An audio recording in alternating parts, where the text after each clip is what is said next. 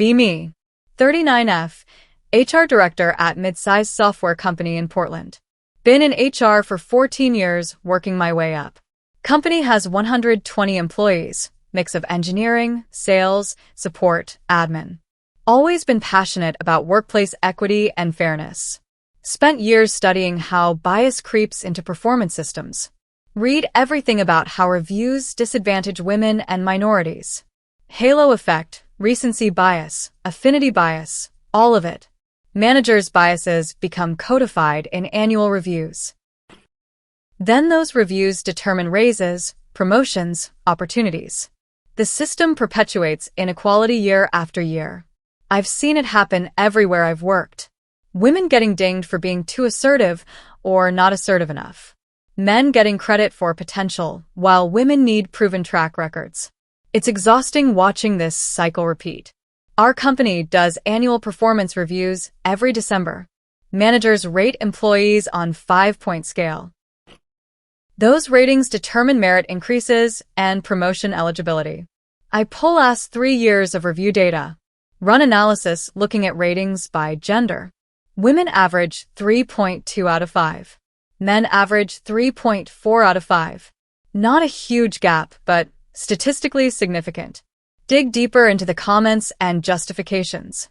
Women get more criticism about communication style. Great technical work, but needs to be more collaborative. Men get praised for same behaviors women get dinged for. Takes initiative becomes too aggressive depending on gender. I present this to our CEO, Michelle, at our monthly meeting. She's progressive, built this company on inclusive values. Show her the data, the gendered language patterns. The way reviews perpetuate subtle bias. She's concerned, asks what I recommend. I've been researching alternatives for months. Studies show that eliminating ratings reduces bias. Companies like Adobe and Deloitte moved away from reviews toward continuous feedback and development conversations. Michelle asks how it would work here. I explain we'd eliminate annual ratings entirely. Replace with ongoing conversations between managers and employees. Focus on growth and development, not judgment. Remove the numbers that create false precision. She's intrigued but worried about practical implications.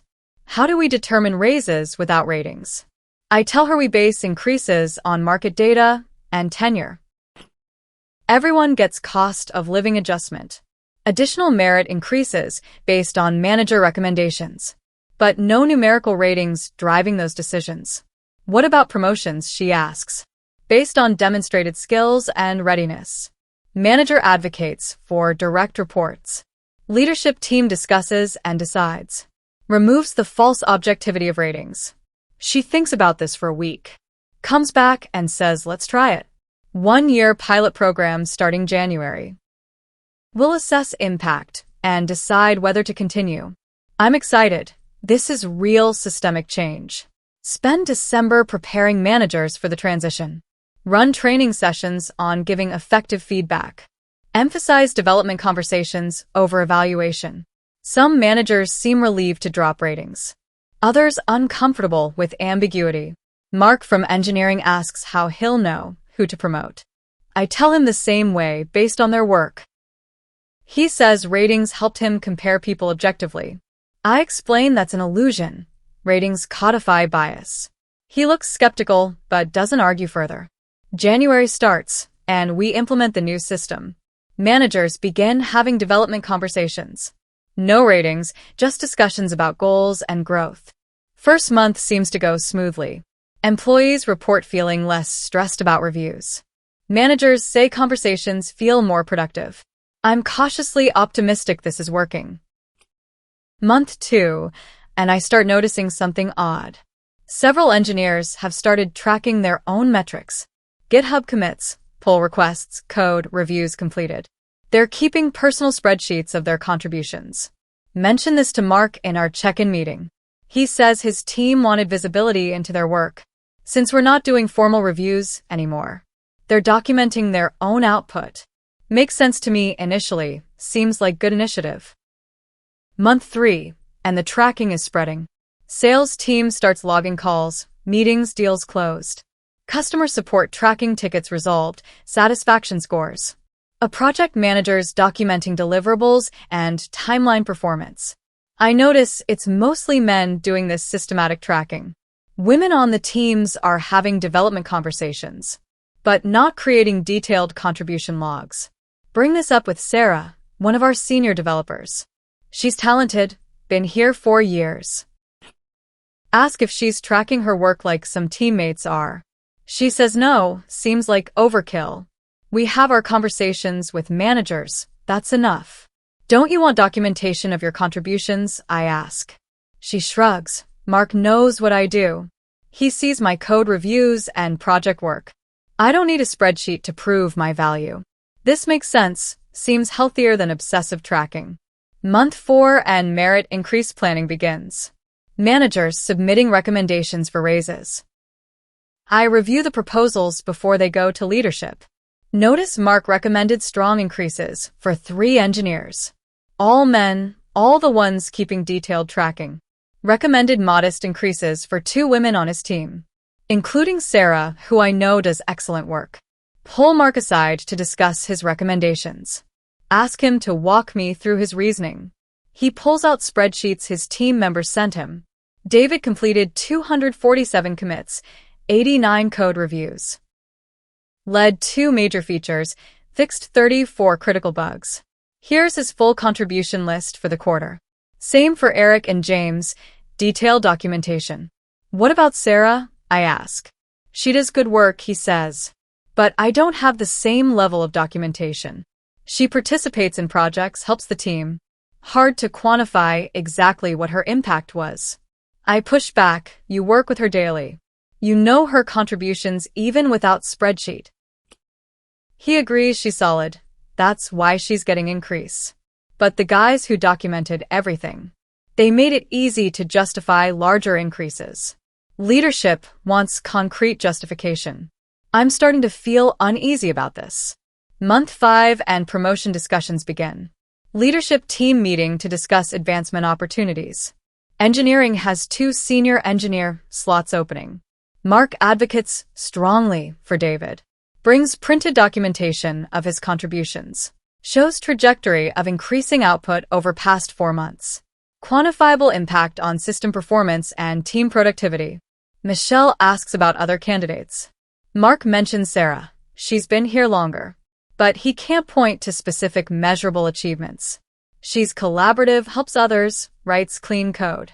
Just harder to articulate her exact value add. David gets promoted, Sarah stays at current level. Similar patterns in sales and project management. People with detailed self-tracking getting promoted. People relying on manager observation being passed over. I'm noticing a gender split in who's tracking. Month 6, and I run the numbers. Of employees systematically tracking contributions, 73% are men. Of employees relying solely on manager conversations, 68% are women. Average merit increase for self-trackers is 6.2%. Average for non-trackers is 3.8%. Promotion rate for trackers is 3x higher than non-trackers. This is not what I intended at all. Call emergency meeting with Michelle. Show her the data. Explain what's happening. I eliminated reviews to reduce bias. Instead created system that advantages self-promotion, which men do more readily than women. Michelle looks concerned, asks what I think happened. I explain that removing structure removed visibility. Before, managers had to evaluate everyone systematically. Now evaluation is based on information readily available. People who document and promote their work are visible. People who quietly do good work fade into background.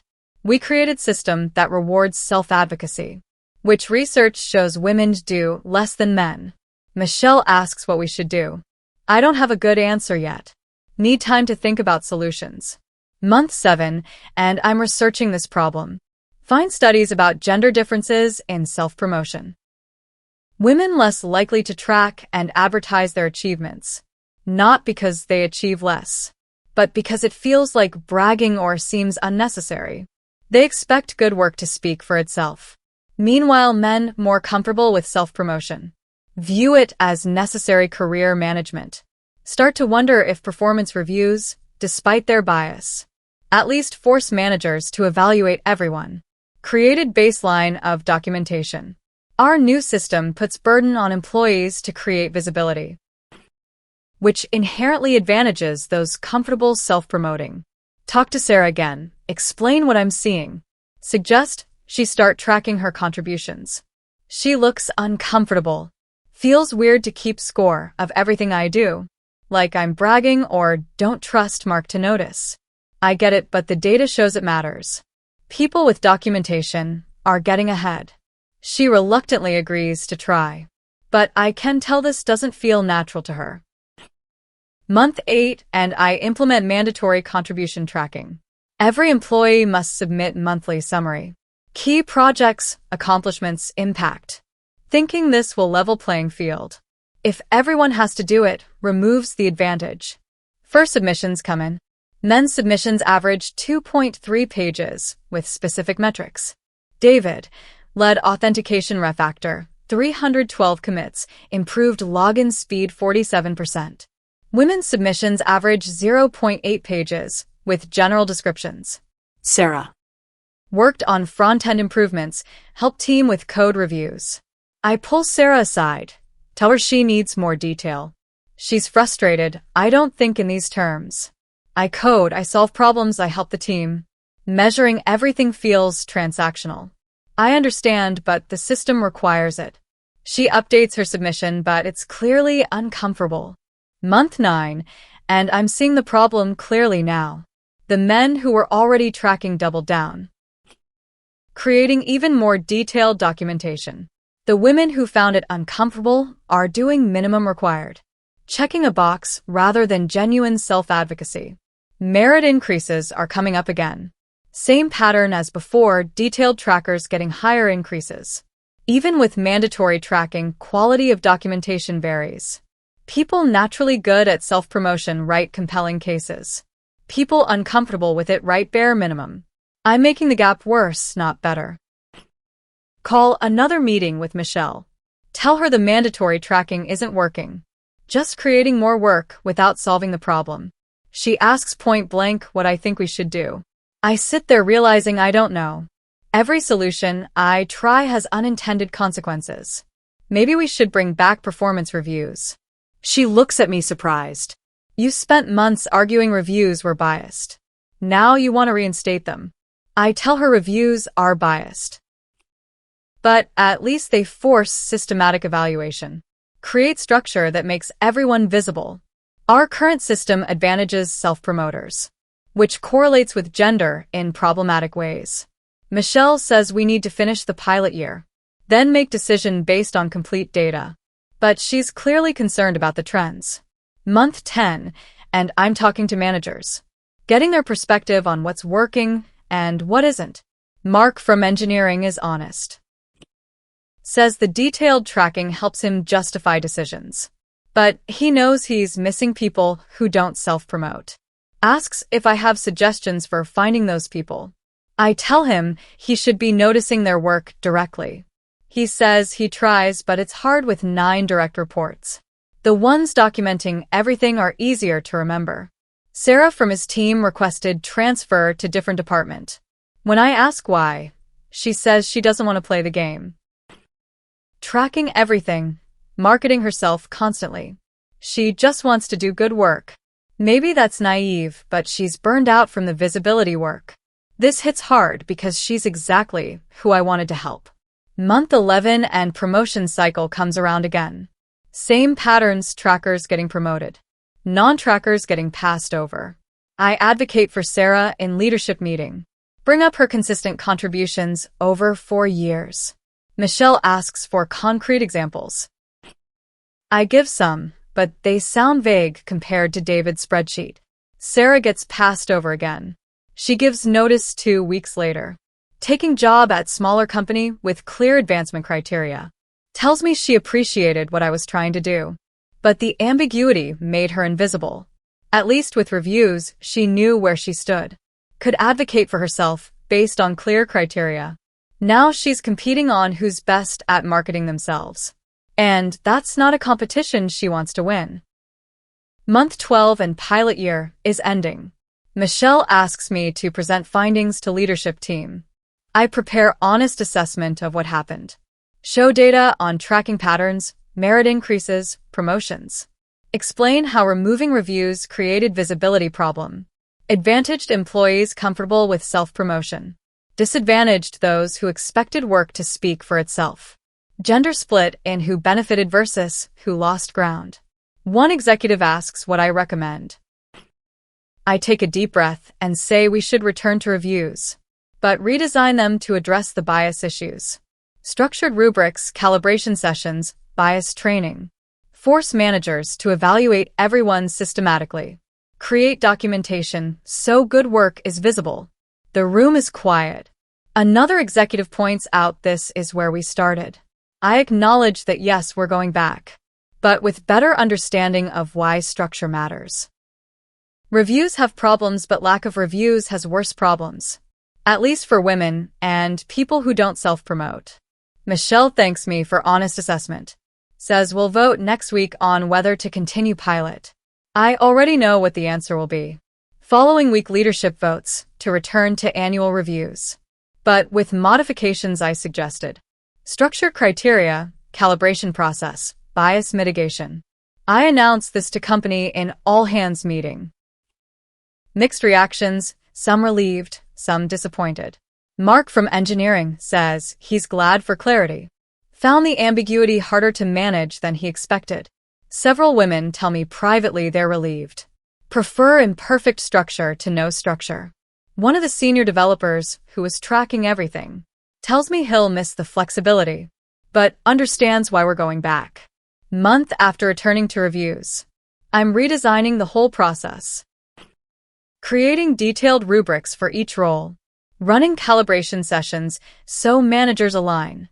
Mandatory bias training before review season. It's not perfect, but it's better than what we had. Both better than no reviews at all. And better than the biased reviews we started with. Sitting in my office looking at all the data from this year-long experiment, realizing I learned something uncomfortable. That structure, even imperfect structure, matters. That removing evaluation systems doesn't remove evaluation, just makes it informal and therefore more biased. That visibility is gendered in ways I didn't anticipate. Women aren't less accomplished than men, but they're often less visible. Systems that require self-promotion advantage men. Systems that force manager observation are more equitable, even if those observations are sometimes biased. Michelle stops by my office, asks how I'm feeling about everything. I tell her honestly, disappointed but educated. I thought I was removing bias by removing reviews. Instead, I removed the thing that made everyone visible. She says that's valuable learning. Not many people willing to admit their solution didn't work. I tell her I cost us a good engineer. Sarah left because I made her invisible. Michelle says Sarah's exit interview was illuminating. She said she appreciated the intention. Just needed structure to understand where she stood. Some people thrive in ambiguity. Others need clear criteria and expectations. That's not a gender thing exactly, but it correlates with gender in ways we can't ignore. 6 months after returning to reviews. Running analysis on first cycle with new system. Gender gap in ratings narrowed from 0.2 to 0.08. Not eliminated, but significantly reduced. Women's comments have less gendered language. Calibration sessions, catching biased assessments. Merit increases, more evenly distributed. Promotion rates more balanced, though not perfect. It's not the revolution I wanted. Just incremental improvement. But incremental improvement helps real people. Year after the experiment, I'm at HR conference. Presenting case study about what we learned. Title is Why We Brought Back Performance Reviews. Expecting pushback from audience.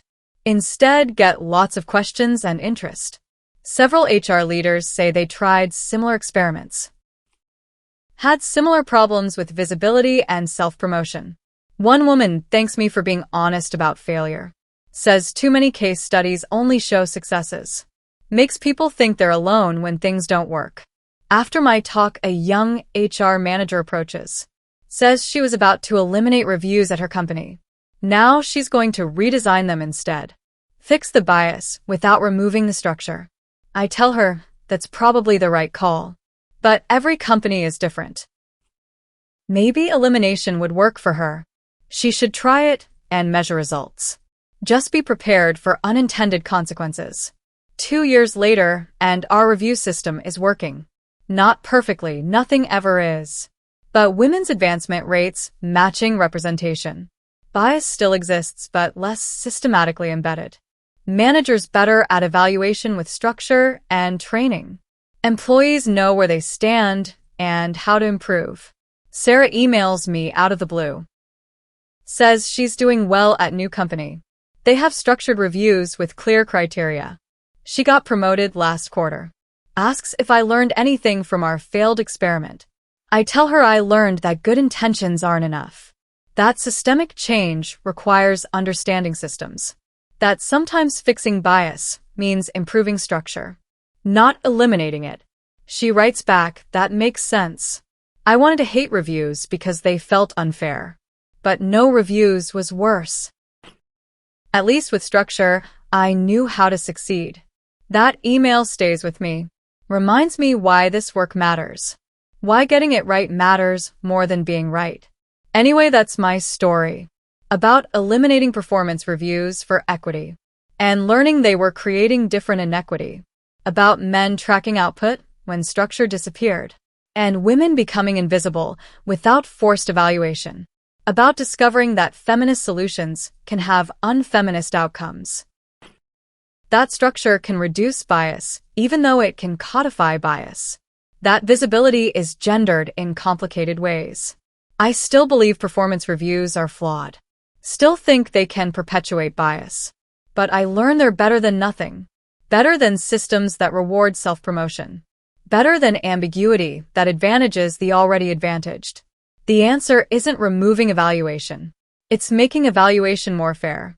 That's harder work than I thought.